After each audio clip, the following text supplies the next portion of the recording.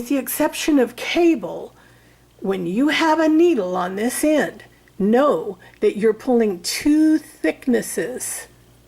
You're pulling two thicknesses through the whole of the bead. You have to take that into consideration. So we spoke about Fireline, silk, Nymo. There are some others that are excellent materials.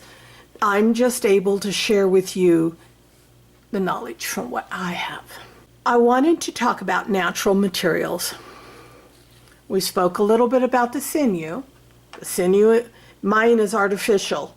Most all sinew is going to be artificial unless you have a really good source. There is something called hemp cord. These materials are natural materials. Anytime you use leather, sinew, hemp, jute, these materials like natural material bases. These are the kinds of things that you want to mix with natural elements. Hemp cord is excellent for wooden beads because you're staying in the same, you're touching the earth in one place. You're not touching the earth with a wooden bead and something man-made with a Fireline. You're touching that bead with something from the earth like it. If that makes sense. That's like polyester does really good with some glass beads. If you were doing embroidery work, the artificial threads would be really, really good with glass because the glass is abrasive and the Fireline is made in such a way to where the thread is made out of a bunch of fibers that are spun, right? Monofilament is not spun. So monofilament goes better. Fireline is, I don't know if they call that spun. It's a different kind of technology than regular thread. I also am a seamstress, so I'm trying to separate the beadworking threads from sewing threads, and sometimes they'll overlap. If all you have is sewing thread and you cannot buy Fireline, lean toward your polyester threads with your glass beads. Use your cotton threads with natural elements like bone, stone. I'm just speaking more in a micro kind of beadwork, small stuff. And I'm saying this because you don't have to buy Fireline if you're a seamstress and you got some polyester thread and you just want to do a little bit of hand technique, whether it be a peyote or something like that. Don't use cotton. Cotton will rot. Glass lasts longer than the natural fiber of cotton.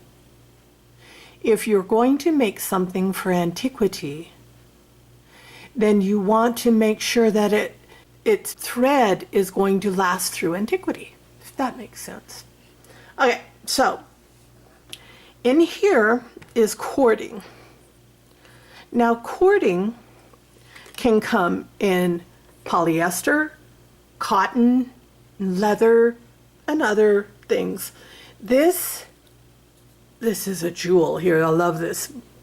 This is a lovely spool of cotton cording. Now this here is used to sew leather or natural fibers. If I had some heavy canvas, some cotton canvas, I would use cotton cording. If I were to be sewing leather, I would either use leather cording or cotton. That's kind of interchangeable because materials like materials. Leather's natural, cotton's natural. With the exception, I'll put a caveat, that some leather isn't necessarily natural because it's tanned with formaldehyde. If you have leather that is tanned with formaldehyde, it will rot your cotton cord. Just a heads up. All right. This is another type of cording, and these strands can be waxed, which helps it pass through, and you don't have to wax it yourself. When you get cording, cording will either be not matte, but another word for it, without wax or with wax. This roll is waxed. I know that if I go to use this, that I don't have to worry waxing it. However, this black one is not waxed. I know that when I use this, that unless I'm using it on something slick, it can catch tooth. Wax removes tooth. Tooth is a term that we use for the grip or the grit in which your thread is passing. So this would be used for knotting, like macrame. These would be used for knotting larger pearls, which is natural. Materials like materials. If I'm going to be stringing pearls, I will either be using silk or cotton. And when you're knotting, the benefit of this upper larger spool for knotting is that it's pre-waxed.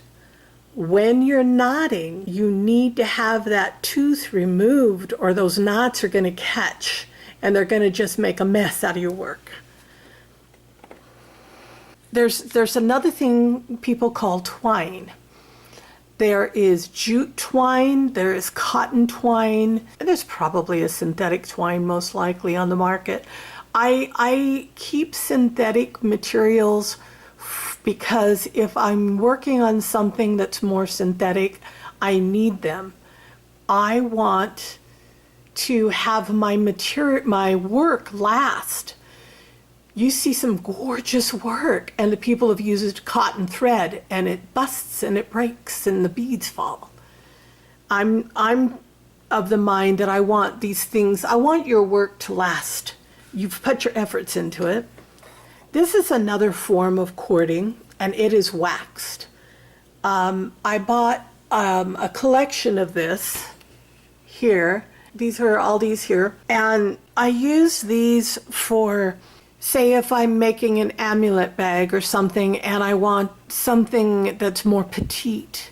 This is more of a petite stitch. The diameters on all of these things are varied.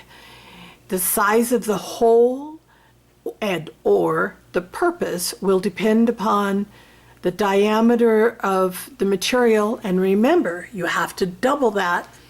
If that's going through the needle, you have to double it, right? If it's going to go through the hole, that has to be doubled. So take that into consideration, the size of the hole of the bead that you choose. So going down from cording, I want to introduce you to leather cording. Now, leather cording is a whole nother animal. Leather cording is often used with large hole work. This is a stamp. When you're working leather, you stamp this into the leather, right? And it creates a hole.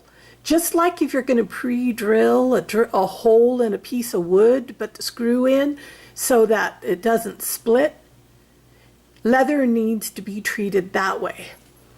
So leather cording for leather goods. Also, there's another form of use for cording. These are cords. They're necklace cords. Probably on this strand, I got about 20 of them on this one. But do you see the finding on here? Cording is used with special findings. They're all often called ribbon crimps or cord crimps. I'll do another video one day on findings that go with things. We're entering into areas where it's not just needle and thread. Now you're going to start needing to use findings. Findings for example, if you can see the hole of that, a piece of round leather cord would go in that hole. Cording is usually either and or glued into the space and then crimped down. Something like this you don't crimp because that's a beautiful edge, so these are only glued in. And what happens is with this finding, this is probably not the right size cording, but see, it goes in like that. No, it's not, it's way too small. It goes in like that, right? And you glue it with epoxy, and that's how you make a necklace. It's an end finding. As we go down these materials of stringing, we're going to be looking at changing it up. We're no longer using a needle. Now we have to have end findings. So going down here, this is more leather cording. You have leather cording. Leather comes in different finishes. You have slick. That's actually cotton cording. My vision's poor. This here is lacing. Do you see how it's flat? That's called lacing. Now, see how the lacing is more of a suede? Let me set down that cotton. I grabbed the wrong thing.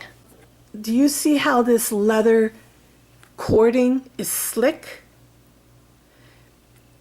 When it's slick, it's meant to sew with it. When it's suede, it's meant to knot. Suede, this is a piece of lacing. Let me trim a piece. When suede is used, its benefit, its purpose, one of its properties. Do you see how it has tooth? Do you see I can let go of that knot and it stays put? It's not even drawn tight. Suede leather lacing, suede leather cording is intended for knotting, for being able to knot something together. You see on some of the, on my wedding dress, I'm half Athabascan, half Appalachian Cherokee, Dutch. So in my wedding dresses, you can imagine I was honored. I was given a gorgeous white wedding gown, fringed to the ground, sleeves and all. This is what that's for. This is for knotting pieces of leather together. Of course, you can use it in many ways, yes. But that's what it's really good for. So, going down, we began to speak about lacing. This is another suede lacing. Now, one of the biggest mistakes that I made, probably 4 or 5 years ago on a bag that I made, I don't know if any of you will remember him, but the small fry, I beaded a stone gathering bag that I could take on my hikes with me. And I beaded that and put handles of suede lacing.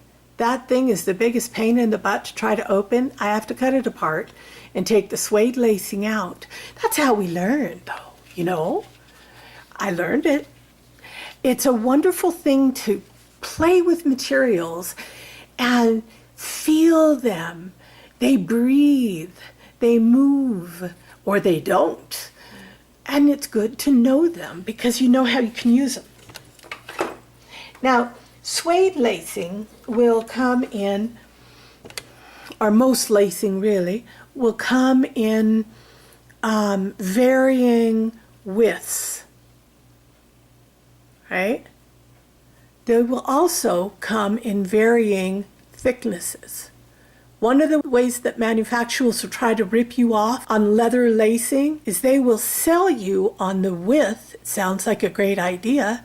You get it home and it's so thin that it does not bear any weight or breaking any. You can't pull on it like this.